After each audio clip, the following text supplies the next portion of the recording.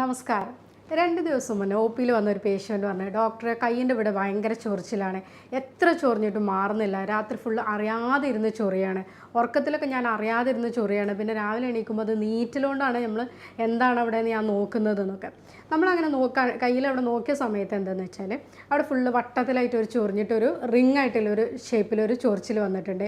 അതിനുള്ളിൽ സെൻറ്റർ ഭാഗമൊക്കെ നല്ല ക്ലിയർ ആയിട്ട് നിൽക്കുന്നുണ്ട്. ആദ്യം ചൊറിച്ചിൽ വന്ന സമയത്ത് തന്നെ അതിപ്പോൾ പുറത്ത് പറയാനൊന്നുമില്ല, ചെറിയൊരു ചൊറിച്ചിലല്ലേ എന്നുള്ള രീതിയിൽ അവരടുത്തുള്ള മെഡിക്കൽ ഷോപ്പിൽ പോയിട്ട് ചൊറിച്ചിലിനുള്ള ഓയിൻമെൻറ്റ് എന്ന് പറഞ്ഞിട്ട് ഒരു ഓയിൻമെൻറ്റ് പുരട്ടിയിട്ടുണ്ട്. പിന്നീട് അത് അവർക്ക് എന്താ, അവർ 2 ദിവസം കൊണ്ട് ആ ചൊറിച്ചിൽ പോയി, പക്ഷേ വീണ്ടും ആ ചൊറിച്ചിൽ വന്നു. അങ്ങനെ അവർ 2-3 ദിവസം ഇങ്ങനെ ഓയിൻമെൻറ്റും സ്വന്തമായിട്ടുള്ള ചികിത്സകളും കാര്യങ്ങളൊക്കെ ചെയ്തിട്ട് ഇത് മാറാത്തതുകൊണ്ടാണ് നമ്മൾ വന്ന് കാണിച്ചത്. അപ്പോൾ നമ്മളിത് നോക്കുമ്പോൾ എന്താ, റിംഗ് വേം അല്ലെങ്കിൽ വട്ടച്ചൊറിയാണ്. അപ്പോൾ നമ്മളിതിൻ്റെ ഹിസ്റ്ററി എടുത്ത സമയത്ത് വീട്ടിലിത് വേറെ ആർക്കെങ്കിലും ഉണ്ടോ എന്ന് ചോദിച്ചപ്പോൾ ആ വീട്ടിൽ ഹസ്ബൻഡിനുണ്ട്, മക്കൾക്കുണ്ട് എന്നൊക്കെ പറഞ്ഞ് അതേ രീതിയിൽ സ്പ്രെഡ് ചെയ്യുന്ന അല്ലെങ്കിൽ പെട്ടെന്ന് തന്നെ നമ്മളിതിൽ നിന്ന് ഒരാളിൽ നിന്ന് മറ്റൊരാൾക്ക് പകരുന്ന ഒരു അസുഖമാണ് വട്ടച്ചൊറി അല്ലെങ്കിൽ റിംഗ് വേം ഇൻഫെക്ഷൻ എന്ന് പറയുന്നത്. ഇന്ന് ഞാൻ ഈ ഒരു അസുഖത്തിനെ പറ്റിയിട്ടാണ് കൂടുതലായിട്ട് പറയുന്നത്.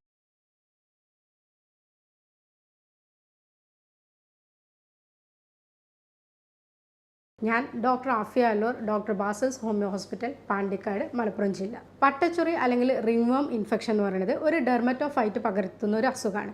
ഇതൊരു ഫംഗസ് ഇൻഫെക്ഷനാണ്. നമ്മുടെ വേൾഡിൽ തന്നെ കാണുന്നതിൽ ഫംഗസ് ഇൻഫെക്ഷനിൽ ഏറ്റവും കൂടുതൽ കാണുന്നത് ഈ റിംഗ് വേം എന്ന് പറഞ്ഞ ഇൻഫെക്ഷനാണ്. ഇതിൻ്റെ സിംറ്റംസ്, ലക്ഷണങ്ങൾ എന്തൊക്കെയാണെന്ന് വെച്ചാൽ നിങ്ങൾക്ക് തന്നെ അറിയുണ്ടാവും. എല്ലാവരും കൂടുതലായിട്ട് കേൾക്കുന്ന ഒരു ലക്ഷണങ്ങൾ തന്നെയാണ് ചൊറിച്ചിൽ.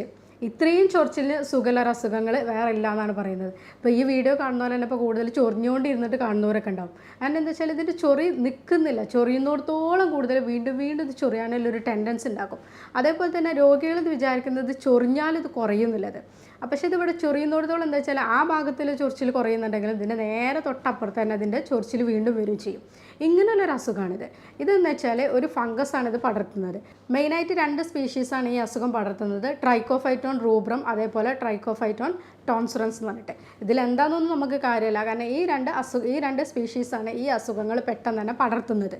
കൂടുതലായിട്ട് നമ്മൾ അഡോൾസൻ്റ് ഏജ് ഗ്രൂപ്പിലും അതേപോലെ തന്നെ കുറച്ച് വയസ്സായിട്ടുള്ള ആൾക്കാർക്കാണ് ഇത് കൂടുതലായിട്ട് കാണുന്നത്.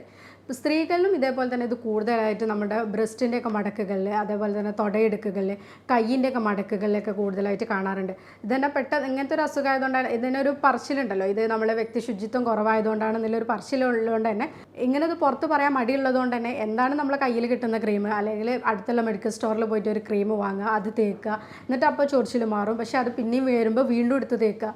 അങ്ങനെ ഇതിന് ഈ ഫംഗസ് ഇൻഫെക്ഷനെ എല്ലാവരും ഇങ്ങനെ ക്രീമും കാര്യങ്ങളും തേച്ചിട്ട് തന്നെ മാറ്റുകയാണ് ചെയ്യുന്നത്. പക്ഷേ അതിനവിടെ ഒരു ശാശ്വതമായിട്ടുള്ള പരിഹാരം കിട്ടുന്നില്ല. ആ സമയത്ത് മാത്രമാണ് ഇതിന് എന്താണ് പരിഹാരം എന്നുള്ളത് ആൾക്കാർ തേടി പോകുന്നുള്ളൂ. സ്വന്തമായിട്ട് ഈ കാര്യങ്ങളൊക്കെ ചെയ്തിട്ട് ഇത് മാറുന്നില്ല അല്ലെങ്കിൽ ഇതിനൊരു പരിഹാരം ആവുന്നില്ല എന്നുള്ളത് ആവുമ്പോഴും മാത്രമാണ് ഇതിനൊരു ഡോക്ടറെ കാണാനും അവർ ശ്രമിക്കുന്നുള്ളൂ. പക്ഷേ ഇതൊക്കെ എന്താ വെച്ചാൽ തുടക്കത്തിൽ ഒരു ചെറിയൊരു റിംഗ് വേമിൻ്റെ ഇൻഫെക്ഷനാണ്, അല്ലെങ്കിൽ ചെറുതായിട്ടൊരു വട്ടച്ചൊറിൻ്റെത് തുടങ്ങുന്ന സമയത്ത് തന്നെ ഇതിനൊരു ഡോക്ടറെ കാണിക്കുകയാണെങ്കിൽ ഇത് ഒരിക്കലും ഇതിൻ്റെ സ്പ്രെഡിലേക്ക് പോകുന്നില്ല, അതേപോലെ തന്നെ ഇതിൻ്റെ ആഴത്തിലേക്ക് പോകുന്നില്ല, വേറെ സ്ഥലങ്ങളിലേക്ക് ഇത് പോകാതെ തന്നെ നമുക്കിത് തടയാൻ പറ്റും. ഇതിലെന്താ ചെയ്യേണ്ടതെന്ന് വെച്ചാൽ ഇത് വരുന്ന സമയത്ത് തന്നെ, അല്ലെങ്കിൽ ഇങ്ങനെ ഒരു റിംഗ് വേമിൻ്റെ ഇൻഫെക്ഷൻ നമ്മുടെ ശരീരത്തിൽ എവിടെയെങ്കിലും കാണുന്ന സമയത്ത് തന്നെ ഒരു ഡോക്ടറെ സമീപിച്ചുകൊണ്ട് തന്നെ ഇതിന് ട്രീറ്റ്മെൻറ്റ് എടുക്കുക. ഇതിന് സ്റ്റിറോയിഡ് എടുക്കുന്നതിൻ്റെ പ്രശ്നം എന്താണെന്ന് വെച്ചാൽ സ്റ്റിറോയിഡിൻ്റെ ട്രീറ്റ്മെൻറ്റാണ് ഇതിന് കൂടുതൽ ആൾക്കാരും നമ്മളിപ്പോൾ മെഡിക്കൽ സ്റ്റോറിൽ നിന്നൊക്കെ വാങ്ങുന്ന ഓയിൻമെൻറ്റ്സിൽ സ്റ്റിറോയിഡിൻ്റെ കണ്ടൻറ്റ് ഉണ്ടാവും. അങ്ങനെ ഉണ്ടാകുന്ന സമയത്ത് എന്താ വെച്ചാൽ ആ ഭാഗത്ത് നമ്മളിത് എവിടെയാണോ അപ്ലൈ ചെയ്യുന്നത് ആ ഭാഗത്ത് അതിൻ്റെ ഒരു ഇമ്മ്യൂണിറ്റിനെ കുറക്കും. ഇപ്പോൾ നമ്മൾ ഈ ഭാഗത്താണ് ഇവിടെ ഇതിന് അപ്ലൈ ചെയ്യുന്നത് വെച്ചാൽ ഈ ഭാഗത്തിലെ ഇമ്മ്യൂണിറ്റി കുറച്ചിട്ട് അപ്പോൾ ഇവിടുത്തെ അസുഖം മാറി. പക്ഷെ അതെന്തായി നേരെ ഉള്ളിലേക്ക് പോയിട്ട് വേറെ എവിടെയെങ്കിലുമായിട്ട് സ്പ്രെഡായിട്ട് വരും. പക്ഷെ നമ്മളെന്ത് വിചാരിക്കുക, ഇവിടെ ഉള്ളത് നമ്മൾ തേച്ചപ്പോൾ മാറിയല്ലോ, പക്ഷെ അത് വേറെ വന്നത് നമ്മൾ വേറൊരു അസുഖമായിട്ടാണ് കാണുന്നത്. പക്ഷെ അങ്ങനെയല്ല, അത് ഇവിടെ തേച്ചത് ഇവിടെ അമർത്തിയോണ്ട് മാത്രമാണ് അപ്പുറത്ത് പോയിട്ട് അത് പൊന്തുന്നത്. നമ്മളത് ഹോമിയോപ്പതിയിലൊക്കെ നമ്മൾ എന്താ ചെയ്യുന്നത് വെച്ചാൽ നമ്മളതിൻ്റെ റൂട്ട് കോസ് കണ്ടിട്ട് തന്നെയാണ് അതിന് ട്രീറ്റ്മെൻറ്റ് കൊടുക്കുന്നത്. ഈ അസുഖത്തിൻ്റെ ലക്ഷണങ്ങൾ എന്തൊക്കെയാണെന്ന് വെച്ചാൽ ഇപ്പോൾ നമ്മൾ ഈ പറഞ്ഞത് തന്നെ എന്തായാലും ചൊറിയോട് ചൊറി എന്ന് പറഞ്ഞ രീതിയിൽ തന്നെയാണ് ഇതിൻ്റെ ലക്ഷണങ്ങൾ കാണിക്കുക. എത്ര ചൊറിഞ്ഞാലും മതിയാവില്ല, ചൊറിയുന്നിടത്തോളം നമുക്ക് ആ ഒരു സുഖം കിട്ടുന്ന രീതിയിലുള്ള ചൊറിച്ചിലാണ് ഉണ്ടാവുക. അപ്പോൾ എന്താ വെച്ചാൽ എന്തൊക്കെയാണ് കയ്യിൽ കിട്ടുന്ന സാധനങ്ങൾ, കത്തിയോ പേനയോ എന്താണ് കയ്യിൽ കിട്ടുന്നത് അതുകൊണ്ടൊക്കെ ഇട്ടിട്ട് ചൊറിയും. ആ ചൊറിയുന്ന സമയത്ത് കുറച്ച് സുഖം കിട്ടും, പക്ഷെ അത് കഴിഞ്ഞിട്ട് പിന്നെ വീണ്ടും കൂടുതലായിട്ട് അത് നീറ്റലും പിന്നെ പുകച്ചിലും അല്ലെങ്കിൽ അവിടെ നിന്ന് രക്തം വരുന്ന രീതിയിലും അങ്ങനെയൊക്കെ ആവും. ഇതിൻ്റെ സാധാരണ ലീഷൻ എങ്ങനെയാണ് കാണുകയെന്ന് വെച്ചാൽ ഇപ്പോൾ ഈ ചിത്രത്തിൽ കാണുന്ന രീതിയിൽ വട്ടത്തിലൊരു ഇതുണ്ടാവും, അതിനാണ് ആ റിങ് എന്ന് പറയുന്നത്. പക്ഷേ ഈ വേം എന്നുള്ള വേർഡ് ഇതിൽ മിസ്പ്ലേസ്ഡ് ആയിട്ട് വന്നതാണ്, കാരണം അതൊരിക്കലും വേമിൻ്റെ ഇൻഫെക്ഷനോ അല്ലെങ്കിൽ വേം എന്ന് പറഞ്ഞാൽ നമുക്കറിയാലോ വരിക എന്നുള്ളത്, ആ രീതിയിലേ അല്ല, ഇതൊരു ഫംഗസ് ഇൻഫെക്ഷൻ തന്നെയാണ്. പക്ഷേ ഇവിടെ എന്താ വെച്ചാൽ ഒരു വട്ടത്തിലുള്ള ഒരു ചൊറി ഉണ്ടാവും, അതിൻ്റെ സെൻറ്ററിൻ്റെ ഭാഗം നല്ല ക്ലിയർ ആയിട്ടുണ്ടാവും. അതിൻ്റെ ചുറ്റോടുള്ള ആ ഭാഗത്തായിരിക്കും പെരിഫറിയിലാണ് കൂടുതലായിട്ട് ലീഷൻസ് കാണിക്കുക. പെരിഫറിയിൽ ഇങ്ങനെ കുത്തായിട്ടുള്ള ഒരു ലീഷനായിട്ടാണ് കാണിക്കുക. അതിൽ ഫുള്ള് ചെറിയ ചെറിയ ഡിസ്ചാർജുകളോ കാര്യങ്ങളൊക്കെ ഉണ്ടാവും. ആ ഡിസ്ചാർജ് തട്ടുമ്പോഴേ അല്ലെങ്കിൽ അവിടെ നമ്മൾ നഖം കൊണ്ട് ഇട്ടിട്ട് ചൊറിയുന്ന സമയത്ത് അത് നഖത്തുനിന്ന് അടുത്ത സ്ഥലത്തേക്ക് സ്പ്രെഡ് ചെയ്യാനുള്ള ചാൻസ് ഉണ്ട്. അതേപോലെ തന്നെ ഈ അസുഖം ഒരാളിൽ നിന്ന് മറ്റൊരാളിലേക്ക് പകരും. ഇത് കണ്ടാജിയസ് ഡിസീസ് തന്നെയാണ്. അതേപോലെ പകർച്ചവ്യാധിയായിട്ടുള്ളൊരു അസുഖം തന്നെയാണ്. എന്ന് വെച്ചാൽ നമ്മൾ വീട്ടിലിപ്പോൾ നമുക്ക് ഈ ഒരു അസുഖം ഉണ്ടെന്ന് വിചാരിക്കാം. അപ്പോൾ നമ്മൾ ഉപയോഗിക്കുന്ന തോർത്ത് അല്ലെങ്കിൽ നമ്മൾ ഉപയോഗിക്കുന്ന വേറെ എന്തെങ്കിലും, ഇപ്പോൾ നമ്മൾ മെഡിക്കൽ ടേംസിൽ പറയുമ്പോൾ ഫോമൈറ്റ്സ് എന്ന് പറയും. അതായത് നമ്മൾ ഉപയോഗിക്കുന്ന ആ കർച്ചീഫ് കാര്യങ്ങളോ അങ്ങനെ എന്തെങ്കിലും സാധനങ്ങളൊക്കെ വീട്ടിൽ നിന്ന് വേറെ ആൾ യൂസ് ചെയ്യുക. അങ്ങനെയൊക്കെ ആകുമ്പോൾ അത് അവർക്ക് സ്വാഭാവികമായിട്ടും അത് അവർക്ക് സ്പ്രെഡ് ആവും. അങ്ങനെയാണ് ഇതിൻ്റെ സ്പ്രെഡ് ഒരു വീട്ടിലൊരാൾക്കുണ്ടെങ്കിൽ മറ്റൊരാൾക്ക് വേഗം കിട്ടുന്നത്. ഇപ്പോൾ കുട്ടികൾക്കുണ്ടെങ്കിൽ അത് തീർച്ചയായിട്ടും അതിൻ്റെ പാരൻസിനോ കാര്യങ്ങൾക്കോ അതിൻ്റെ അത് സ്പ്രെഡ് പെട്ടെന്നുണ്ടാവും. അതേപോലെ തന്നെ ഇത് കൂടുതലായിട്ട് കാണും ഹോസ്റ്റലിൽ, അതേപോലെ ക്യാമ്പുകൾ കഴിഞ്ഞ് വരുന്ന ആൾക്കാർക്ക്. ഇവിടെയൊക്കെ എന്താ വെച്ചാൽ ഇവർ റൂംസിൽ ബെഡ് ഷെയർ ചെയ്യും, അതേപോലെ പുതപ്പ് ഷെയർ ചെയ്യും. പിന്നെ ക്യാമ്പുകളിലൊക്കെ നമുക്കറിയാലോ ഇപ്പോൾ എല്ലാവരും കൂടി ഒരുമിച്ചായിട്ടാണ് ഉണ്ടാവും. അപ്പോൾ നമ്മളിപ്പോൾ ഇങ്ങനെ കേസ് എടുക്കുന്ന സമയത്ത് ഈ അസുഖം, അതേപോലെ സ്കാബീസ്, ഇങ്ങനത്തെയൊക്കെ അസുഖങ്ങളൊക്കെ നമ്മൾ കേസ് എടുക്കുന്ന സമയത്ത് തന്നെ ഇപ്പോൾ എന്തെങ്കിലും ഒരു ക്യാമ്പ് കഴിഞ്ഞോ അല്ലെങ്കിൽ എന്തെങ്കിലും ഒരു ഹോസ്റ്റലിലെ കാര്യങ്ങളോ നിന്നിട്ട് വരികയാണെങ്കിൽ അവർ പ്രത്യേകിച്ച് ഇങ്ങോട്ടാണ് പറയും. ഹോസ്റ്റലിൽ ഇപ്പോൾ നമ്മൾ ചില ഇതിലൊക്കെ നമ്മൾ ക്യാമ്പിലൊക്കെ പോകുമ്പോൾ പറയാറുണ്ട്, ഹോസ്റ്റലിൽ ഒരു മൊത്തമായിട്ട് നോക്കുമ്പോൾ ഒരു വട്ടച്ചൊറിൻ്റെ അസുഖം ഉണ്ടാകും കുറേ പേർക്ക്. അത് ഇതുകൊണ്ട് തന്നെയാണ് ഇങ്ങനെ ഒരാളുടെ നിന്ന് മറ്റൊരാളുടേക്ക് ഇങ്ങനെ സ്പ്രെഡായിട്ട് കിട്ടുന്നതുകൊണ്ടാണ് ഹോസ്റ്റലിലൊക്കെ ഈ അസുഖം കൂടുതലായിട്ട് സ്പ്രെഡ് ആവുന്നത്. അതേപോലെ ഇത് കൂടുതലായിട്ട് കാണിക്കുന്നത് ഇമ്മ്യൂണിറ്റി കുറവുള്ള ആൾക്കാർക്ക് ഈ അസുഖം പെട്ടെന്ന് വരാനുള്ള ചാൻസ് ഉണ്ട്. ഡയബറ്റീസ് കൂടുതലായിട്ടുള്ള ആൾക്കാർക്ക് നമ്മുടെ ബ്ലഡിൽ ഗ്ലൂക്കോസിൻ്റെ കണ്ടൻറ്റ് കൂടുതലാണ്. ഗ്ലൂക്കോസിൻ്റെ കണ്ടൻറ്റ് കൂടുതലുള്ളത് തന്നെ ഫംഗസിൻ്റെ വളർച്ചയെ തന്നെ ഫേവർ ചെയ്യുന്ന ഒരു കാര്യമാണ്. അപ്പോൾ അവർക്ക് ഈ ഫംഗസിൻ്റെയൊക്കെ ഇൻഫെക്ഷൻ പെട്ടെന്ന് വരും. നമ്മളെ കാലിൻ്റെയൊക്കെ ഇടയിലുള്ള ഭാഗത്ത്, അതേപോലെ തന്നെ മടക്കുകളിലൂടെ അല്ലെങ്കിൽ ഈ തലേൻ്റെ ഭാഗത്ത്, ഇങ്ങനെ കുറേ സ്ഥലത്തും അവർക്ക് ഫംഗസിൻ്റെ ഇൻഫെക്ഷൻ കാണിക്കാറുണ്ട്. അതേപോലെ തന്നെ അമിതവണ്ണമുള്ള ആൾക്കാർക്ക് എന്താ സംഭവിക്കുന്നത് വെച്ചാൽ എല്ലാ മടക്കുകളും ഫോൾഡ്സ് ആയിട്ട് ഇങ്ങനെ മടങ്ങി നിൽക്കുന്നുണ്ടാവും അവർക്ക്. അപ്പോൾ ഈ ബ്രസ്റ്റിൻ്റെ താഴെ, സ്ത്രീകളിൽ ബ്രസ്റ്റിൻ്റെ താഴെ, അതേപോലെ വയറിൻ്റെ താഴെയൊക്കെ ഒരു മടക്കായിട്ട് വരുന്ന ആ ഭാഗങ്ങളിൽ, പിന്നെ ഗ്രോയിൻ ഭാഗങ്ങളിൽ, അതേപോലെ തന്നെ തൊടയിടുക്കുകളിൽ, ഇങ്ങനത്തെ സ്ഥലങ്ങളിലൊക്കെ മടക്കുകളിൽ എന്താ വെച്ചാൽ ഈർപ്പം കൂടുതലായിട്ട് നിൽക്കും. അതേപോലെ തന്നെ അവർക്ക് സ്വെറ്റിംഗ് ഒക്കെ കൂടുതലായിട്ട് നിൽക്കും. അപ്പോൾ അവർക്ക് ഇപ്പം നമ്മൾക്കൊന്ന് വിയർത്ത് വെച്ചിട്ട് എപ്പോഴും പോയിട്ട് കുളിക്കാനൊന്നും പറ്റില്ലല്ലോ. അതുകൊണ്ട് ആ വിയർപ്പ് അവിടെ തന്നെ തങ്ങി നിൽക്കും. അപ്പോൾ ഫംഗസിൻ്റെ ഇൻഫെക്ഷൻ പെട്ടെന്ന് തന്നെ അവർക്ക് വരാനുള്ള ചാൻസ് ഉണ്ട്. അതേപോലെ തന്നെ അത് വന്നാലും വിട്ടുപോകാനും കൂടുതൽ ബുദ്ധിമുട്ടാണ് ഇങ്ങനെയുള്ള ആൾക്കാർക്ക്. കാരണം എന്താ വെച്ചാൽ ഫംഗസിൻ്റെ ഇൻഫെക്ഷൻ അവിടെ വന്നു. അപ്പോൾ അവർ പിന്നെ വിയർക്കുക തന്നെയാണ്. കാരണം ആരും നമ്മളിപ്പോൾ ഓരോ വിയർപ്പിനും ആരും പോയിട്ട് കുളിക്കുന്നില്ല, അല്ലെങ്കിൽ നമുക്ക് ഓരോ വിയർപ്പും പോയിട്ട് നമ്മൾ കഴുകാനൊന്നും പറ്റില്ല. അപ്പോൾ അതുകൊണ്ട് അവിടെ ഇൻഫെക്ഷൻ കൂടുതലാവാനുള്ള ചാൻസ് ഉണ്ട്. അതുപോലെ തന്നെ പിന്നെ കാണുന്ന ഒരാൾക്കാരാണ് അലർജിക്ക് മെഡിസിൻ എടുക്കുന്ന ആൾ, അല്ലെങ്കിൽ എന്തെങ്കിലും അലർജി കൂടുതലായിട്ടുള്ള ആൾക്കാർ. ഇങ്ങനെയുള്ള ആൾക്കാർ മെഡിസിനാണ് എടുക്കുന്നതെന്നുണ്ടെങ്കിലും അവർ ഇമ്മ്യൂണോ സപ്രസീവ് ആയിട്ടുള്ള മെഡിസിൻസാണ് എടുക്കുക. അപ്പോൾ അവർ ഇമ്മ്യൂണിറ്റിനെ ഓൾറെഡി ഇത് കുറക്കുക ചെയ്യുക. അപ്പം ഞാൻ നേരത്തെ പറഞ്ഞു, ഇമ്മ്യൂണിറ്റി കുറവുള്ള ആൾക്കാർക്ക് ഫംഗസിൻ്റെ ഇൻഫെക്ഷൻ കൂടുതലായിട്ട് വരും. അതേപോലെ ഇവർക്ക് എന്താ സംഭവിക്കുന്നത്, ഇമ്മ്യൂണിറ്റി ഓൾറെഡി കുറവാണ്. അപ്പോൾ അതിൻ്റെ കൂടെ ഇമ്മ്യൂണോ സപ്രസൻസ് ആയിട്ടുള്ള മെഡിസിൻസാണ് ഇവർ എടുക്കുന്നത്. അപ്പോൾ ഇങ്ങനെ അലർജി കാര്യങ്ങളുള്ള ആൾക്കാർക്കും അതേപോലെ ഈ ഫംഗസിൻ്റെ ഇൻഫെക്ഷൻ കൂടുതലായിട്ട് വരാനുള്ള ചാൻസ് ഉണ്ട്.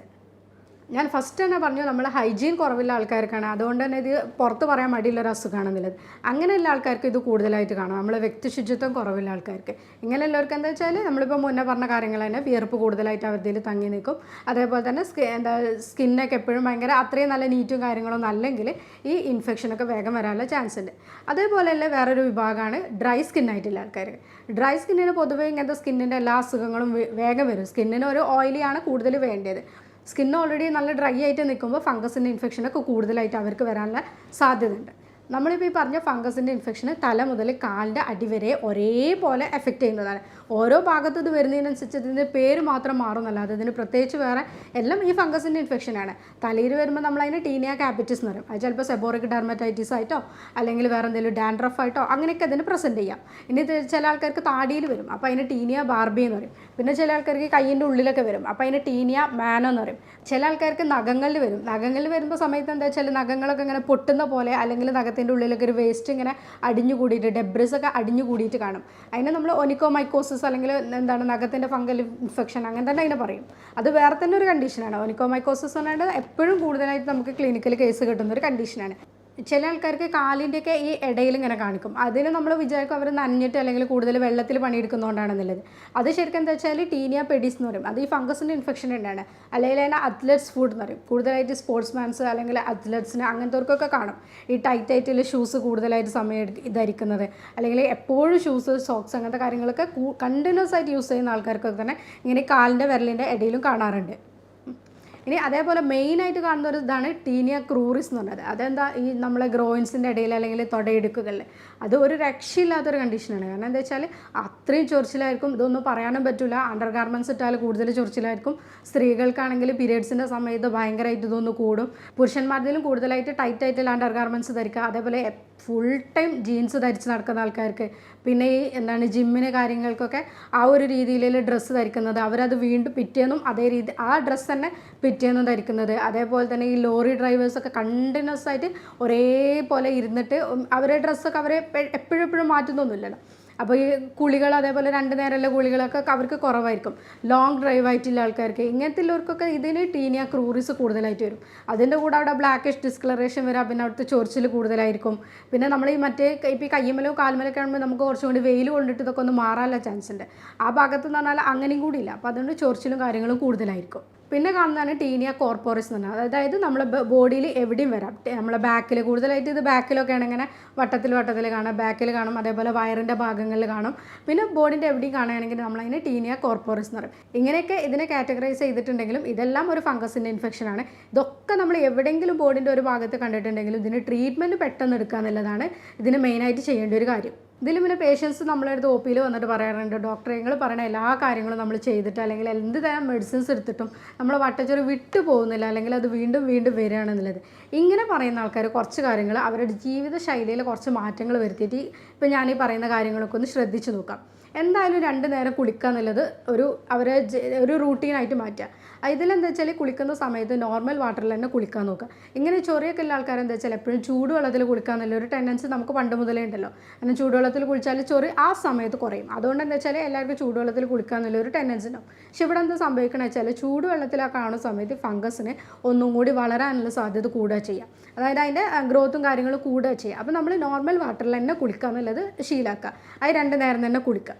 അതേപോലെ തന്നെ നമ്മൾ കുളി കഴിഞ്ഞു. അപ്പോൾ ആ കുളി കഴിഞ്ഞിട്ട് നമ്മൾ നമ്മൾ ആ ഒരു ബോഡി മൊത്തം ഡ്രൈ ആക്കിയതിന് ശേഷം മാത്രം വസ്ത്രം ധരിക്കുക. അല്ലെങ്കിൽ നമ്മൾ എന്താ വെച്ചാൽ ഇപ്പോൾ നമ്മൾ ഓൾറെഡി ആ കുളിച്ചു കഴിഞ്ഞ് ഒറ്റയടിക്ക് ഡ്രസ്സ് ഇട്ടു. അപ്പോൾ അവിടെ എന്താ വെച്ചാൽ ഓൾറെഡി നമ്മുടെ ബോഡിയിൽ ഈർപ്പുണ്ട്, അതിൻ്റെ മേലെ നമ്മൾ ആ ഡ്രസ്സ് ഇട്ടു. ചിലപ്പോൾ ഡ്രസ്സും അത്രത്തോളം നന്നായിട്ട് ഉണങ്ങിയിട്ടില്ല എന്നുണ്ടെങ്കിൽ അവിടെ വീണ്ടും ഇൻഫെക്ഷൻ കൂടാനുള്ള ചാൻസ് ഉണ്ട്. അതേപോലെ തന്നെ നമ്മൾ ഓൾറെഡി നമ്മൾ കുളിച്ച് കഴിഞ്ഞിട്ട് ആ അലക്കിയിട്ടാനുള്ള ഡ്രസ്സ് ഉണ്ടല്ലോ, ആ ഡ്രസ്സ് നന്നായിട്ട് നമ്മൾ സെപ്പറേറ്റ് ആയിട്ട് തന്നെ വാഷ് ചെയ്യുക. മറ്റുള്ള എല്ലാവരുടെ ഡ്രസ്സിൻ്റെ കൂടെ ഇട്ടിട്ട് വാഷിംഗ് മെഷീനിൽ ഇടാതെ നമ്മളുടെ ആ ഡ്രസ്സ് സെപ്പറേറ്റ് ആയിട്ട് തന്നെ വാഷ് ചെയ്യുക. പറ്റുന്നുണ്ടെങ്കിൽ അത് പുറത്തേക്ക് തന്നെ നമ്മളിപ്പോൾ അണ്ടർ ഗാർമെൻറ്റ്സ് ഒക്കെ ആണെങ്കിൽ നല്ല വെയിലത്തിട്ടിട്ട് തന്നെ ഉണക്കുക. അതേപോലെ തന്നെ അയൺ ചെയ്തിട്ടും കൂടി അടുത്ത പ്രാവശ്യം ഉപയോഗിക്കുകയാണെന്നുണ്ടെങ്കിൽ ആ സ്പോർസ് കാര്യങ്ങളൊക്കെ നമുക്ക് ഒഴിവാക്കാൻ പറ്റും. ഫംഗസിൻ്റെ ഇൻഫെക്ഷനിൽ മെയിനായിട്ടൊരു പ്രശ്നം എന്താ വെച്ചാൽ ഈ ഫംഗസിൻ്റെ സ്പോർ ഉണ്ടാവും. അത് എവിടെയെങ്കിലും പോയിട്ട് പറ്റി പിടിച്ച് നമ്മുടെ ഡ്രസ്സിലൊക്കെ തന്നെ പറ്റി പിടിച്ച് അവിടെ നിന്ന് ഇങ്ങനെ നിൽക്കുക ചെയ്യുക. അത് അങ്ങനെ പെട്ടെന്നൊന്നും വിട്ടുപോകില്ല, അത് അവിടെ തന്നെ നിൽക്കും. നമ്മൾ ഈ ഡ്രസ്സ് ഒരു ഒറ്റ അലക്കലോട് കൂടി അതങ്ങനെ ഒന്നും പോകില്ല. അതിന് നന്നായിട്ട് നമ്മൾ വാഷ് ചെയ്യുക. അതേപോലെ തന്നെ അത് വെയിലത്തിട്ടിട്ട് ഉണക്കുക, പിന്നെ അയൺ ചെയ്യുക. ഇങ്ങനെയൊക്കെ ചെയ്യുമ്പോഴേ അതിൻ്റെ സ്പോർസ് പോവുള്ളൂ. അതുകൊണ്ടാണ് അങ്ങനെ തന്നെ പറയുന്നത്. അതേപോലെ പിന്നെ നമ്മൾ ഡ്രസ്സ് ധരിക്കുന്ന സാധനം എപ്പോഴും കോട്ടൻ്റെ ഡ്രസ്സ് തന്നെ ആകാൻ വേണ്ടിയിട്ട് ശ്രദ്ധിക്കുക. പിന്നെ നൈലോണ്, സിന്തറ്റിക്, പിന്നെ ജീൻസ് ഇങ്ങനത്തെ സാധനങ്ങളൊക്കെ പരമാവധി ഒഴിവാക്കുക. സ്ത്രീകളുടെ കേസിലും ഇതന്നെ അണ്ടർ ഗാർമെൻറ്റ്സ് ഒക്കെ കോട്ടൺ തന്നെ ആക്കാൻ വേണ്ടിയിട്ട് ശ്രദ്ധിക്കുക. ഇപ്പോൾ ഒരുപാട് രീതിയിലുള്ള അണ്ടർ ഗാർമെൻറ്റ്സ് ഉണ്ട്. അപ്പോൾ അതിലൊക്കെ എന്താ വെച്ചാൽ നമുക്ക് കളറും അതിൻ്റെ ചൊറുക്കും കാര്യങ്ങളൊക്കെ നോക്കുമ്പോൾ തന്നെ ഈ ക്വാളിറ്റി അവിടെ പോകും. ഈ കോട്ടണും കാര്യങ്ങളാകുമ്പോൾ നമുക്ക് ഈ ഫംഗസിൻ്റെ ഇൻഫെക്ഷനൊക്കെ പരമാവധി കുറക്കാൻ പറ്റും. പിന്നെ ഇപ്പോൾ ഞാൻ ഈ പറഞ്ഞ കാറ്റഗറിയിലുള്ളതാണ് തടി കൂടിയ ആൾക്കാർക്ക് ഈ ഫംഗസിൻ്റെ ഇൻഫെക്ഷൻ കൂടുതലായിട്ട് വരാനുള്ള സാധ്യത ഉണ്ട്. അങ്ങനത്തെ ആൾക്കാർ എന്താ വെച്ചാൽ എന്തായാലും നമ്മൾ ശരീരത്തിൻ്റെ ഒബീസിറ്റി എന്നുള്ള കാര്യം എന്തായാലും കുറക്കാൻ നോക്കുക. ഈ വയറിൻ്റെ അടിഭാഗത്ത്, അതേപോലെ ബ്രസ്റ്റിൻ്റെ അടിഭാഗത്ത് ഇങ്ങനെയൊക്കെ വരുന്നവർക്ക് ആ ഭാഗത്തുള്ള തടികൾ കാര്യങ്ങൾ കുറഞ്ഞിട്ടുണ്ടെങ്കിൽ ഈ ഫംഗസിൻ്റെ ഇൻഫെക്ഷൻ മെഡിസിൻ എടുക്കുന്നതോടുകൂടി നമ്മൾ ഈ കുറച്ച് ജനറൽ മാനേജ്മെൻറ്റ് കൂടി ചെയ്താൽ ഇത് പെട്ടെന്ന് കുറക്കാൻ പറ്റും. അതിന് വേണ്ടിയിട്ടാണ് അതന്നെ ചെയ്യണമെന്ന് വേണ്ടിയിട്ട് പറയുന്നത്. അപ്പോൾ അങ്ങനത്തെ ആൾക്കാർ പിന്നെ നന്നായിട്ട് വെള്ളം കുടിക്കുക. ഇപ്പം ഞാൻ പറഞ്ഞു, ഡ്രൈ സ്കിൻ ആയിട്ടുള്ള ആൾക്കാർക്ക് എന്തായാലും അവർ വെള്ളം കുടിച്ചിട്ടുണ്ടെങ്കിൽ ഡ്രൈ സ്കിന്നും കാര്യങ്ങളും ശരിയാക്കി എടുക്കണം. അപ്പോൾ അങ്ങനത്തെവർക്ക് എന്താ വെച്ചാൽ ഒരു 20 കിലോ ആണ് നമ്മൾ ബോഡി എന്നുണ്ടെങ്കിൽ 1 ലിറ്റർ വെള്ളം അവിടെ വേണം. അപ്പോൾ നമ്മളൊരു 60 കിലോ 80 കിലോ ഉണ്ടെങ്കിൽ 4 ലിറ്റർ വെള്ളമായി. നമ്മളെല്ലാവരോടും 2 ലിറ്റർ വെള്ളം അല്ലെങ്കിൽ 3 ലിറ്റർ വെള്ളം എന്നുള്ള രീതിയിൽ പറഞ്ഞിട്ട് കാര്യമില്ല. അപ്പം സ്വാഭാവികമായിട്ട് നമ്മൾ ശരീരത്തിൻ്റെ ആനുപാതികമായിട്ടുള്ള വെള്ളം കാര്യങ്ങളും നമ്മുടെ ശരീരത്തിലേക്ക് എത്തണം. അപ്പോൾ ഈ ഡ്രൈ സ്കിന്നും കാര്യങ്ങളും കുറക്കാൻ പറ്റും. അപ്പോൾ നമുക്ക് ഈ ഫംഗസിൻ്റെ ഇൻഫെക്ഷനും കാര്യങ്ങളോട് കുറച്ച് കുറക്കാൻ പറ്റും. അതേപോലെ നമ്മളിപ്പോൾ ഈ ലോങ് ഡ്രൈവ് കാര്യങ്ങളൊക്കെ ഉള്ളവരാണെങ്കിൽ ഇടയ്ക്കൊക്കെ ഒന്ന് ഡ്രസ്സ് മാറ്റിയിട്ട്, ഇപ്പോൾ ഈ ലോറിയിലൊക്കെ ലോങ് ഡ്രൈവ് ആയിട്ടുള്ള ആൾക്കാർക്കൊക്കെ എപ്പോഴും ഇങ്ങനത്തെ കേസ് കാണാറുണ്ട്. ഈ ബട്ടക്സിൻ്റെ താഴ്ഭാഗങ്ങളിലൊക്കെ ഈ ഒരു ഇൻഫെക്ഷൻ വരാറുണ്ട്. അപ്പോൾ അങ്ങനത്തെ ഉള്ള ആൾക്കാർ അവർ കണ്ടിന്യൂസ് ആയിട്ട് ഇങ്ങനെ ഒരേ കുഷ്യൻ്റെ സീറ്റിൽ ഇരുന്നിട്ട് ഇങ്ങനെ ഒരു ഡ്രൈവിംഗ് ആയിരിക്കുമല്ലോ. അപ്പോൾ അവർക്കൊക്കെ എന്താ വെച്ചാൽ എപ്പോഴും അവിടെ ഇൻഫെക്ഷൻ വരുന്നുണ്ട്. അപ്പോൾ അങ്ങനത്തെവരൊക്കെ എന്താ വെച്ചാൽ ഒന്ന് ഇതിനിടയിൽ ഒന്ന് ആ ഡ്രസ്സ് ചേഞ്ച് ചെയ്യുക, അല്ലെങ്കിൽ അതേപോലെ ഒന്ന് എണീറ്റ് നടന്നിട്ടൊക്കെ ഒന്ന് കുറച്ച് നേരം നമ്മൾ വണ്ടിയൊക്കെ ഒന്ന് സൈഡ് ചെയ്തിട്ട് എണീറ്റ് നടന്നിട്ട് കാര്യങ്ങളൊക്കെ ഒന്ന് ഇതാക്കുമ്പോൾ ആ ഒരു ഈർപ്പം കാര്യങ്ങളൊക്കെ ഒന്ന് ഒഴിവാക്കാൻ പറ്റും. പിന്നെന്താ വെച്ചാൽ ഈ ചൊറി കുറയാൻ വേണ്ടിയിട്ട് എല്ലാവരും ചെയ്യുന്നതാണ് കുളിക്കുന്ന സമയത്ത് സോപ്പ് കൊണ്ട് ഇട്ടിട്ട് ഉരച്ചിട്ടില്ല കുളി എന്നുള്ളത്. അതുകൊണ്ട് ഒരു കാര്യമില്ല. കാരണം എന്താ വെച്ചാൽ അത് നമ്മൾ ഇവർക്ക് വന്ന ഇൻഫെക്ഷൻ കൂട്ടാൻ വേണ്ടിയിട്ടാണ് കാരണമാക്കുന്നത്. ഇവിടെ എന്താ ചെയ്യേണ്ടതെന്ന് വെച്ചാൽ മൈൽഡായിട്ടുള്ള സോപ്പുകൾ ഉപയോഗിക്കുക. എന്തെങ്കിലും എപ്പോഴും പറയാറുണ്ട് ലിക്വിഡ് സോപ്പുകൾ ഉപയോഗിക്കുമ്പോൾ വലിയ പ്രശ്നമല്ല എന്നുള്ളത്. അങ്ങനത്തെ കാര്യങ്ങൾ ഇപ്പോൾ ഹാർഡ് സോപ്പുകൾ കാര്യങ്ങൾ ഒഴിവാക്കിയിട്ട് മൈൽഡായിട്ടുള്ള വീര്യം കുറഞ്ഞ് നമുക്ക് അവൈലബിൾ ആയിട്ട് ഇപ്പം നമുക്ക് മാർക്കറ്റിലൊക്കെ കിട്ടുന്നെങ്കിൽ വീര്യം കുറഞ്ഞിട്ടുള്ള സോപ്പുകൾ തന്നെ ഉപയോഗിക്കാൻ നോക്കുക. അപ്പോൾ എന്താ വെച്ചാൽ ഈ സ്പ്രെഡ് കുറക്കാൻ പറ്റും ഇതിൽ. പിന്നെ ഇപ്പോൾ ഈ ഓൾറെഡി ഇൻഫെക്ഷനുള്ള ആൾക്കാർ ഉപയോഗിക്കുന്ന സോപ്പ് മറ്റോലും എടുത്തിട്ട് അതന്നെ ഉപയോഗിക്കാതിരിക്കുക. വീട്ടിലേക്കാവുന്ന സമയത്ത് ഇവർക്ക് സെപ്പറേറ്റ് ആയിട്ട് സോപ്പ് മാറ്റി വെക്കുക. അല്ലെങ്കിൽ ലിക്വിഡ് സോപ്പ് ആകുമ്പോൾ വലിയ കുഴപ്പമില്ലല്ലോ, നമ്മളതിനൊരു 1-2 ഡ്രോപ്പ് എടുത്തിട്ട് ആ കുളിക്കുന്നില്ല ചെയ്യുക. അങ്ങനത്തെ ചെയ്യുക. അതന്നെ എപ്പോഴും ഈ സോപ്പ് ഇട്ടിട്ട് ഉരക്കുന്ന സ്വഭാവം എന്തായാലും ഒഴിവാക്കുക. നെയിൽസിൽ ഇപ്പോൾ ഞാൻ പറഞ്ഞു ഓനിക്കോമൈക്കോസിസ് എന്നാണ് എൻ്റെ ഫംഗസിൻ്റെ ഇൻഫെക്ഷൻ നെയിൽസിൽ കാണുന്നുള്ളത്. അങ്ങനത്തെ ആൾക്കാരൊക്കെ എന്താ വെച്ചാൽ നെയിൽസ് നന്നായിട്ട് ട്രിം ചെയ്തിട്ട് എപ്പോഴും നല്ല രീതിയിൽ ട്രിം ചെയ്തിട്ട് നെയിൽസ് വെക്കുക. കാരണം ഇവർ ഓൾറെഡി നെയിൽസ് വെച്ചിട്ട് ബാക്കിയുള്ള ഭാഗത്ത് ചൊറിയും. അപ്പോൾ അവിടേക്കും അതിൻ്റെ ഇൻഫെക്ഷൻ വരാനുള്ള ചാൻസ് ഉണ്ട്. അതേപോലെ ഇനിയിപ്പോൾ നെയിൽസിന് ഇൻഫെക്ഷൻ വന്നിട്ടില്ല എന്നുണ്ടെങ്കിൽ കൂടെ നിങ്ങൾ നഖങ്ങൾ നന്നായിട്ട് തന്നെ വൃത്തിയാക്കിയിട്ട് വെക്കുക. എന്താ വെച്ചാൽ എന്തായാലും ഈ ഇൻഫെക്ഷൻ്റെ ഭാഗത്ത് ഫംഗസിൻ്റെ ബുദ്ധിമുട്ടുള്ളവർക്ക് എല്ലാവരും കൊടുത്തിട്ട് ചൊറിയും. വട്ടച്ചൊറിയിലോടത്ത് ആരും ചൊറിയാതെ കണ്ടിട്ടില്ല. അപ്പോൾ എല്ലാവരും അവിടെ കടന്നിട്ട് അത് ചൊറിയും. ആ ചൊറിയുമ്പോൾ നമ്മളെ നഖത്തിൽ അതിൻ്റെ നീരകളോ കാര്യങ്ങളോ വന്നിട്ടുണ്ടെങ്കിൽ അത് നമ്മൾ വേറെ ഭാഗത്തേക്ക് സ്പ്രെഡാക്കും. നമ്മൾ തന്നെ നമ്മളെ മറ്റേ ഭാഗത്തേക്ക് സ്പ്രെഡാക്കുകയാണ് ചെയ്യുക. പിന്നെ നമ്മൾ വീട്ടിൽ ആനിമൽസും കാര്യങ്ങളും പെറ്റ്സ് കാര്യങ്ങളൊക്കെ വളർത്തുന്നുണ്ടെങ്കിൽ ആ രീതിയിലും ഒരാളിൽ നിന്ന് മറ്റൊരാളിലേക്ക് സ്പ്രെഡ് വരാനുള്ള ചാൻസ് ഉണ്ട്. ഇപ്പോൾ ആനിമൽസിന് ഇങ്ങനത്തെ എന്തെങ്കിലും ബുദ്ധിമുട്ടുണ്ടെന്നുണ്ടെങ്കിൽ അവരിൽ നിന്ന് നമ്മൾക്കത് കിട്ടാനുള്ള ചാൻസ് ഉണ്ട്. അപ്പോൾ അങ്ങനെയുള്ളവരൊക്കെ ഈ ഒരു പെറ്റ്സിനോട് കാര്യങ്ങളോടൊക്കെ ഒന്ന് ചെയ്യുന്ന സമയത്ത് ഗ്ലൗസ് കാര്യങ്ങളൊക്കെ ഒന്ന് ഉപയോഗിച്ചിട്ട് മാത്രം അവരായിട്ട് ഇടപെടുക. ഇപ്പം നമ്മൾ ഇതിൽ എന്തൊക്കെ കാരണങ്ങൾ കൊണ്ട് നമ്മൾക്ക് വട്ടച്ചൊറി വരും എന്ന് പറഞ്ഞു, അതേപോലെ തന്നെ ആർക്കൊക്കെ വട്ടച്ചൊറി വരും എന്ന് പറഞ്ഞു, പിന്നെ ഇതിൽ നമ്മൾ എന്തൊക്കെ കാര്യങ്ങൾ അവോയ്ഡ് ചെയ്യണം എന്നുള്ളത് പറഞ്ഞു. ഇതിൽ ഇനി നമ്മൾ എന്താ വെച്ചാൽ എന്തൊക്കെ കാര്യങ്ങൾ ചെയ്താലും നമുക്ക് വീട്ടിൽ തന്നെ ഈ വട്ടച്ചൊറി ഒഴിവാക്കാം എന്നുള്ളത് നോക്കാം. നമ്മളിപ്പോൾ നമ്മളെ കാര്യങ്ങൾ പറയില്ല പൊടിക്കൈകൾ എന്നൊക്കെ പറയണം, അതിൽ കുറച്ച് കാര്യങ്ങളൊക്കെ ചെയ്താൽ നമുക്ക് ഈ വട്ടച്ചൊറി നമ്മൾ വീട്ടിൽ നിന്ന് തന്നെ നമുക്ക് കുറേ രീതി നമുക്ക് ഒഴിവാക്കാൻ പറ്റും. പൂർണ്ണമായിട്ട് നമ്മളിപ്പോൾ അതിൻ്റെ റൂട്ട് കോസ് കണ്ടെത്തിയിട്ട് മാറ്റണം എന്നുണ്ടെങ്കിൽ നമുക്കൊരു മെഡിസിൻ എന്തായാലും എടുക്കേണ്ടി വരും. ചിലപ്പോൾ നമ്മളൊരു ഡോക്ടറെ തന്നെ കാണേണ്ടി വരും. എന്നാൽ കൂടി നമുക്ക് ഇതിൻ്റെ ചൊറിച്ചിലും കാര്യങ്ങളൊക്കെ ഒഴിവാക്കാൻ വേണ്ടിയിട്ട് നമുക്ക് കുറച്ച് കാര്യങ്ങൾ വീട്ടിൽ തന്നെ ചെയ്യാൻ പറ്റും. അതിൽ ബെസ്റ്റായിട്ടുള്ളൊരു സാധനമാണ് നമ്മൾ മഞ്ഞൾപ്പൊടി എന്നുള്ളത്. അത് വീട്ടിൽ തന്നെ നമ്മൾ പൊടിച്ചിട്ടുള്ള മഞ്ഞൾപ്പൊടി എടുക്കാൻ വേണ്ടിയിട്ട് ശ്രദ്ധിക്കുക. ഇതിൽ ചില മഞ്ഞളിന് ഓൾറെഡി ഒരു ആൻറ്റി ഇൻഫ്ലമേറ്ററി പ്രോപ്പർട്ടി ഉണ്ട്. അതിന് എന്താ വെച്ചാൽ നമ്മുടെ ബോഡിയിൽ ശരീരത്തിൽ നീർക്കെട്ട് കാര്യങ്ങളൊക്കെ വരുന്നത്, അതേപോലെ തന്നെ ഈ സ്കിന്നിന് ഏറ്റവും നല്ല സാധനമാണ് മഞ്ഞൾപ്പൊടി. അപ്പോൾ ഈ മഞ്ഞൾപ്പൊടിയിൽ നമുക്ക് അലോവേര ജെല്ലോ അങ്ങനത്തെ കാര്യം നമ്മൾ വീട്ടിൽ തന്നെ ഉണ്ടാക്കുന്ന അലോവേരൻ്റെ ഇതുണ്ടാവില്ല, ആ ഒരു തണ്ടുന്ന ഒരു തുള്ളി ജെല്ലെടുത്തിട്ട് ഈ മഞ്ഞളായിട്ട് മിക്സ് ചെയ്തിട്ട് നമ്മൾ ഈ വട്ടച്ചൊറിയുള്ള ഭാഗത്ത് പൊറ്റിട്ടുണ്ടെങ്കിൽ നമുക്ക് അപ്ലൈ ചെയ്താൽ നമുക്ക് ആ ഒരു ചൊറിച്ചിൽ കാര്യങ്ങൾ ഒഴിവാക്കാൻ പറ്റും. അതേപോലെ തന്നെ ഉള്ളതാണ് ഈ ഒരു മിക്സിലേക്ക് തന്നെ നമുക്ക് വൈറ്റമിൻ എന്റെ ക്യാപ്സ്യൂളും കൂടി ആഡ് ചെയ്യാം. വൈറ്റമിൻ എ ക്യാപ്സ്യൂൾ ആഡ് ചെയ്യുമ്പോൾ ഒരു കാര്യം എന്താ വെച്ചാൽ നമുക്ക് ആ ഒരു ഡ്രൈനെസ് ഉള്ള സ്കിന്നിനാണെങ്കിൽ വൈറ്റമിൻ എ ആണല്ലോ നമ്മൾ ഡ്രൈനെസ് കുറക്കാൻ വേണ്ടിയിട്ട് ഏറ്റവും ഹെൽപ്പ് ചെയ്യുന്നൊരു സാധനം. അപ്പോൾ അവിടെ നമുക്ക് ഈ ഒരു വൈറ്റമിൻ എയും കൂടി കൂട്ടിയിട്ടുള്ള ഇത് അപ്ലൈ ചെയ്യുകയാണെന്നുണ്ടെങ്കിൽ നമുക്ക് ഈ ഒരു വട്ടച്ചൊറി കാര്യങ്ങളൊക്കെ ഒഴിവാക്കാൻ പറ്റും.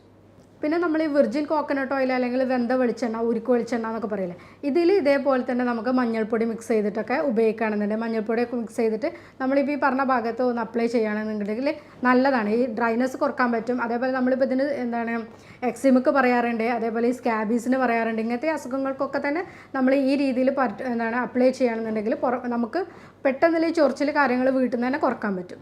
അതുപോലെ തന്നെ നമുക്ക് ചെയ്യാൻ പറ്റിയതാണ് ആപ്പിൾ സിഡർ വിനെഗർ.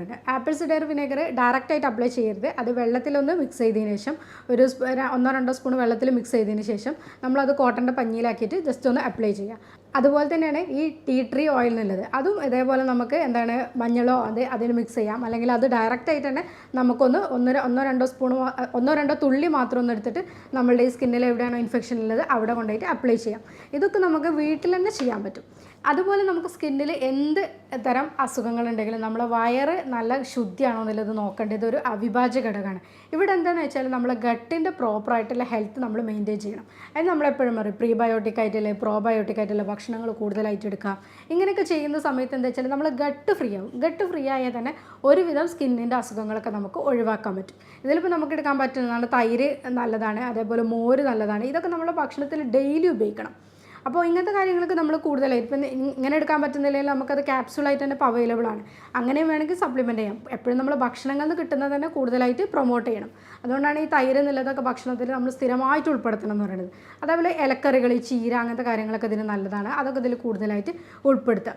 എല്ലാതരം ഇലക്കറികളും നല്ലതാണ്. അതേപോലെ തന്നെ ഈ വെജിറ്റബിൾസിൽ നമ്മൾ വാട്ടർ കണ്ടൻറ്റ് കൂടുതലായിട്ടുള്ള വെജിറ്റബിളായിട്ട് പറഞ്ഞാൽ നമ്മൾ കുക്കുംബർ, വെള്ളരിക്ക അങ്ങനത്തെ കാര്യങ്ങളൊക്കെ കൂടുതലായിട്ട് എടുക്കുക. അപ്പോൾ ശരീരത്തിൽ ഒന്നുകൂടി എന്താ വെച്ചാൽ വെള്ളത്തിൻ്റെ കണ്ടൻറ്റ് കൂടുതലായിട്ട് കിട്ടും. അതുകൊണ്ട് തന്നെ ഈ സ്കിന്നിന് വരുന്ന ഡ്രൈനസ് കാര്യങ്ങൾ നമുക്ക് ഒഴിവാക്കാൻ പറ്റും. സ്ഥിരമായിട്ട് വരുന്ന ഫംഗസിൻ്റെ ഇൻഫെക്ഷനും കാര്യങ്ങളും നമുക്ക് ഒഴിവാക്കാനും പറ്റും. ഒഴിവാക്കേണ്ട ഭക്ഷണങ്ങൾ പറഞ്ഞതിൻ്റെ കൂട്ടത്തിൽ വിട്ടുപോയ 2 സാധനമാണ് ഈ കാർബണേറ്റഡ് ഡ്രിങ്ക്സ്, അതേപോലെ ഷുഗർ എന്നുള്ളത്. അത് എന്തായാലും ഒഴിവാക്കണം. കാരണം ഷുഗർ കൂടുന്നതിനനുസരിച്ചിട്ട് ഫംഗസിൻ്റെ ഇൻഫെക്ഷൻ കൂടും. അതേപോലെ തന്നെ കാർബണേറ്റഡ് ഡ്രിങ്ക്സ്, നമ്മൾ ഈ സോഡ, പെപ്സി കാര്യങ്ങളൊക്കെ കുടിക്കുന്നത് ആ സാധനങ്ങൾ, കഫീൻ അടങ്ങിയ പ്രോഡക്ട്സ് മാക്സിമം ഒഴിവാക്കുക. ഈ കോഫി കാര്യങ്ങളൊക്കെ മാക്സിമം ഒഴിവാക്കുക. ഇതിലൊക്കെ തന്നെ കൂടുതലായിട്ട് നമുക്ക് ഇൻഫെക്ഷൻ നമുക്ക് വന്ന ആൾക്കാർക്ക് വിട്ടു പോകാനും ബുദ്ധിമുട്ടാണ്. ഇങ്ങനത്തെ കാര്യങ്ങൾ നമ്മൾ കൂടുതലായിട്ട് എടുക്കും കൂടി ഉണ്ടെങ്കിൽ. അപ്പോൾ ഞാൻ ഈ വീഡിയോയിൽ ഒരു വിധത്തിൽ വരുന്ന എല്ലാ ഫംഗസിൻ്റെ ഇൻഫെക്ഷനും നമുക്ക് ഒഴിവാക്കാൻ പറ്റുന്ന കാര്യങ്ങളും പറഞ്ഞാൽ നമുക്കിപ്പോൾ എന്തൊക്കെ കാര്യങ്ങൾ ചെയ്തിട്ടുണ്ടെങ്കിൽ നമുക്കത് റിക്കറൻസ്, അതായത് നമുക്ക് പ്രിവെൻറ്റ് ചെയ്യാൻ പറ്റും. അല്ലെങ്കിൽ അത് വരുന്ന ആൾക്കാർക്ക് അത് തടയാൻ, വീണ്ടും വരുന്നുണ്ടെങ്കിൽ നമുക്കത് തടയാൻ പറ്റും. ഇങ്ങനത്തെ കാര്യങ്ങളൊക്കെ പറഞ്ഞു നിങ്ങൾ ഈ കാര്യങ്ങളൊക്കെ ചെയ്ത് നോക്കുക. നിങ്ങൾക്ക് ഓൾറെഡി ഒരു റിംഗ്വർമിൻ്റെ ഇൻഫെക്ഷന് അല്ലെങ്കിൽ വട്ടച്ചൊറിൻ്റെ ബുദ്ധിമുട്ട് നിങ്ങൾക്ക് ഉണ്ടെങ്കിൽ ഇപ്പോൾ ഞാൻ ഈ പറഞ്ഞ കാര്യങ്ങളൊക്കെ ചെയ്ത് നോക്കുക. നിങ്ങൾക്ക് അതിൽ നിന്നും ഒന്നും സുഖം കിട്ടുന്നില്ല, അല്ലെങ്കിൽ നിങ്ങൾക്ക് എന്നിട്ട് ഈ ബുദ്ധിമുട്ടുണ്ടെന്നുണ്ടെങ്കിൽ നിങ്ങൾക്ക് ഈ താഴെ കൊടുത്ത നമ്പറിൽ നിങ്ങൾക്ക് കോൺടാക്ട് ചെയ്യാവുന്നതാണ്. ഞാൻ doctor Afiya, senior consultant, doctor Basil's homeo hospital, Pandikkad, Malappuram ജില്ല. Thank U.